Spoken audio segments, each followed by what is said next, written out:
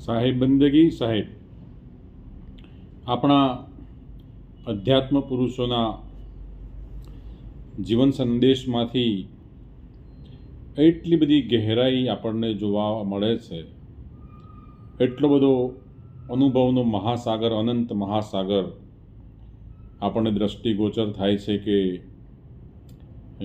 એની શબ્દોમાં વાત કેવી રીતે કરવી. એટલે એક એક મહાપુરુષનો જેને ભેટો થયો અને જેનું જીવન કૃતકૃત્ય બની ગયું, એ પછી એ મહાપુરુષના ગુણગાન ગાતા થાક્યા નથી. સદગુરુ કબીર સાહેબ મહાપુરુષોને બિરદાવતા એક સુંદર વાત કરે છે કે હે હાજીર તેહી દૂર દિખાવે.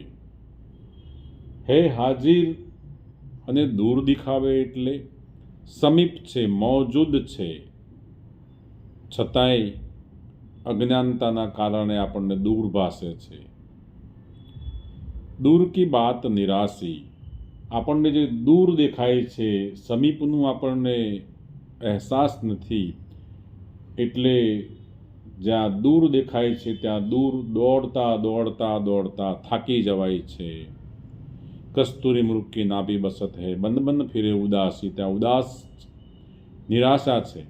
નિરાશા સિવાય કશું હાથ લાગે એમ નથી, બહાર દોડવા જાતા. કહે કબીર સુનો ભાઈ સાધો, ગુરુબિન ભરમ ન જાસી. સાહેબે ગુરુની એટલી બધી મહત્વતા સમજાવી છે કે ન પૂછો વાત. આગળ પણ સદગુરુ કબીર સાહેબની જેમ એક બ્રહ્માનંદ સ્વામી છે. બ્રહ્માનંદ સ્વામી પણ એવી વાત કરે છે કે દિખા દે રૂપ ઈશ્વર કા, મુझे ગુરુદેવ કરુણા કર. હે મારા માલિક, હે દયાળુ, મને મારો જીવ ભાવ છોડાવી ઈશ્વર ભાવ મને પ્રગટ કરાવો, અને એ ઈશ્વર ભાવમાં મારે તલ્લીન રહેવું છે. જ્યારે સદગુરુ આ ઈશ્વર ભાવ જ્યારે પ્રગટ કરાવે છે, અજ્ઞાનતાના પડડો તોડીને, પછી ત્યાં જે અનુભવ પ્રાપ્ત થાય છે, એ અનુભવની પ્રાપ્તિમાં રવિવાણ પરંપરામાં રવિ સાહેબ એવી વાત કરી કે ધ્યાન કી ધૂન મેં જ્યોત જલત હૈ, મિટ્યો અંધાર ઉન ઘર કો, એ અજવાળે તો અગમ સૂજે, ભેદ જડ્યો ઉન ઘર કો. તમે ઘડનારાને પરખો, આ કોણે બનાવ્યો પવન ચરખો. ધ્યાન કી ધૂન મેં જ્યોત જલત હૈ, મિટ્યો અંધાર ઉન ઘર કો. જ્યારે એ ભીતરની જ્યોતનું અજવાળું થાય છે, પછી અજ્ઞાન અંધારાને વિદાય આપવાની જરૂર પડતી નથી. અને એ અજવાળે અગમ સૂજે, ભેદ જડ્યો ઉન ઘર કો. એ અગમ નિગમનો ભેદ એ ઘરમાંથી મળે છે.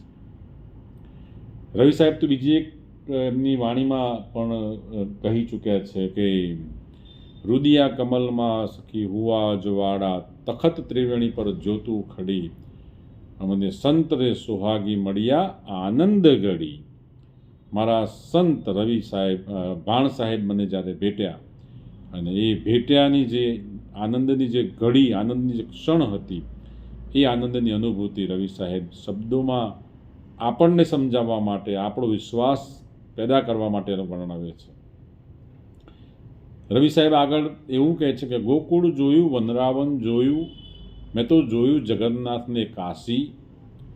અજાણ્યામાં હું તો ગણું આથડીના તો પ્રીતમ વસે છે મારી પાસી. સખી આજ મારે આંગણે રમે 14 ભુવનનો સ્વામી, જાણે ગોકુળમાં લીલા કરીએ પૂરણ પદવીને હું પામી. અજાણતામાં હું ગણું આથડી. રવિ સાહેબે સ્વીકારી લીધું કે અજાણતામાં છે, જાણવા જેવું પણ રહી ગયું છે અજાણ. એ અજાણતામાં ગણું આથડીને પ્રીતમ વસે છે મારી પાસી. વાત પૂરી કરી દીધી.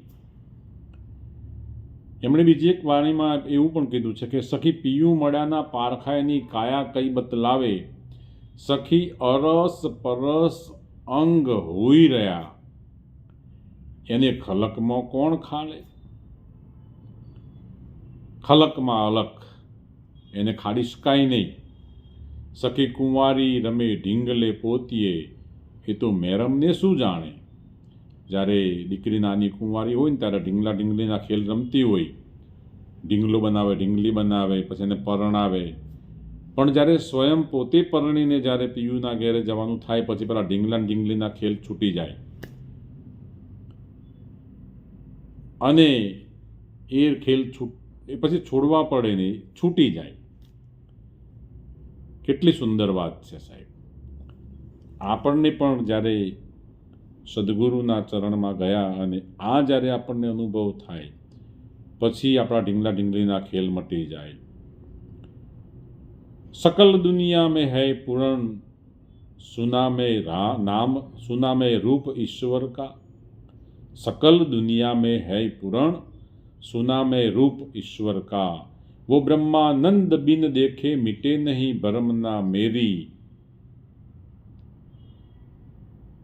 બ્રહ્માનંદ સ્વામી કહે છે કે આ ઘટની અંદર બ્રહ્માંડમાં વ્યાપક ઈશ્વર છે, પણ वो ब्रह्मानंद बिना देखे मिटे नहीं भ्रमना मेरी. આ ભ્રમણાયું જે છે દ્વૈત ભાવ છે એ દીદાર થયા સિવાય દ્વૈત ભાવ જાય એમ નથી.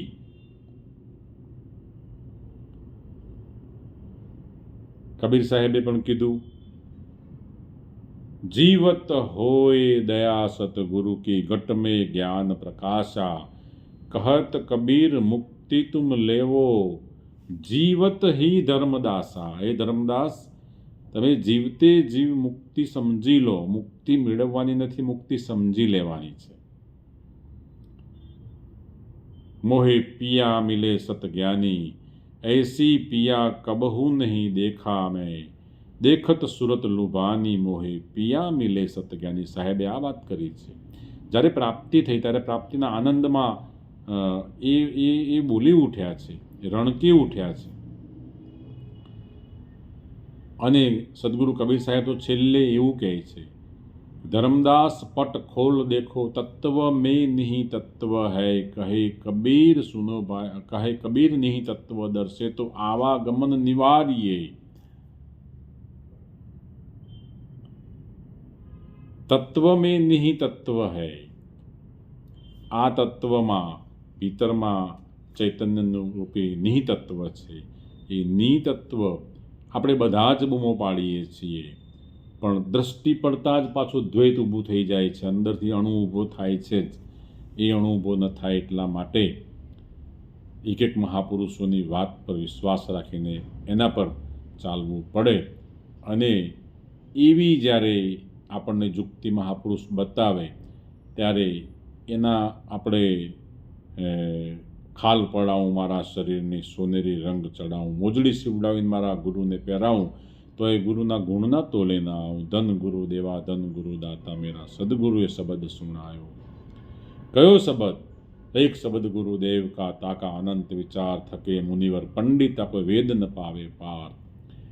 આ સત શબ્દની વાત છે, સ્વરૂપની વાત છે.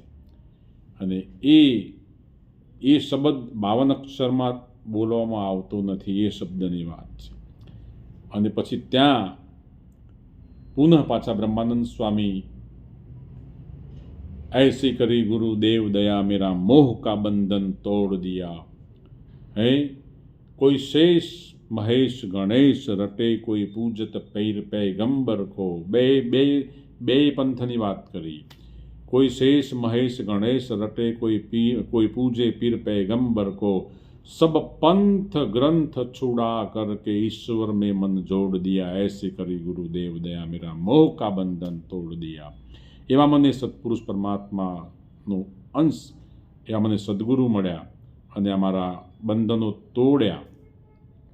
અને પછી જ્યારે બ્રહ્માનંદ સ્વામીને એક અનહદ પર જઈને જ્યારે ઊભા ત્યારે કીધું કે कौन धरू गुरुदेव की भेंट न वस्तु दिसे तिन लोकन में.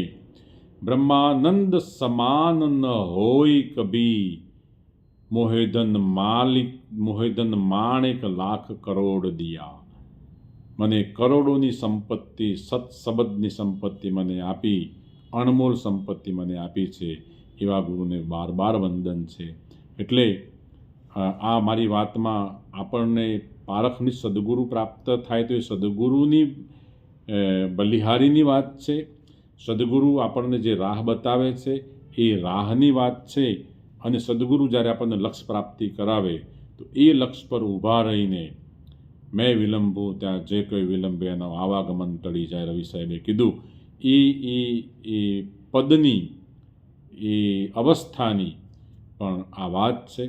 તો આપણે બધા જ એ અવસ્થા પર થઈને સ્થિર થઈએ અને આપણી ભીતરનો દ્વૈત ભાવ છૂટે અને વ્યાપકમાં સમષ્ટિ ભાવ પ્રગટે એવી જ આજના તબક્કે સૌના ચરણોમાં વંદન. સાહેબ બંદગી સાહેબ.